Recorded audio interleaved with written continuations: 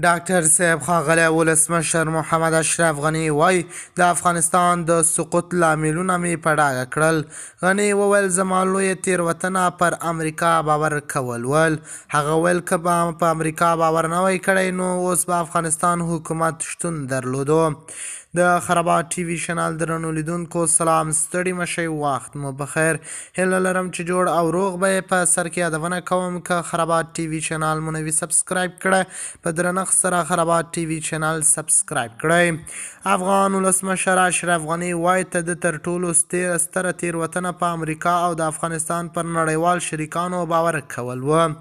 اشرف غني د طالبانو په لاس د افغانستان له سقوط وروسته په خپل لومړي مرکه کې د بي بي سي پښتو څانګې ته وویل چې د اګست په 15مه له کابل نه د ده د الوتنه یو ناڅاپه پرېکړه وه او وروسته له هغه وشوه چې د په ولسمشرۍ ماڼۍ کې امنیتي ځواکونه ورته وویل چې نور د جګړې توان نه لري. د بي بي سي راډیو له خبریال سره د نن ورځې پروګرام کې د خبرو پر مهال غني وویل د ولسمشرۍ په توګه د په یوازینۍ تېروتنه ده امریکا په ګډون پر نړیوالو شریکانو باور کول و.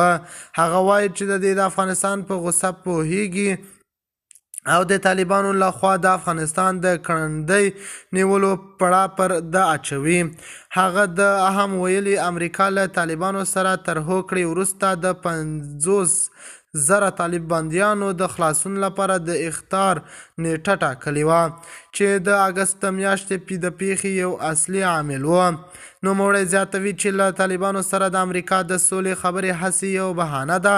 له محمد اشرف غني سره د جنرال نیک کارټر د خبرو بشپړ متن چې په پیل کې ترې وپوښتل چې ولې یې د افغانستان پرېښوده. د خرابات ټي وي چینل درنو لیدونکو دا و زموږ ته د مهال چمتو کړی خبر د الله په امان تر بیا خیر چارې.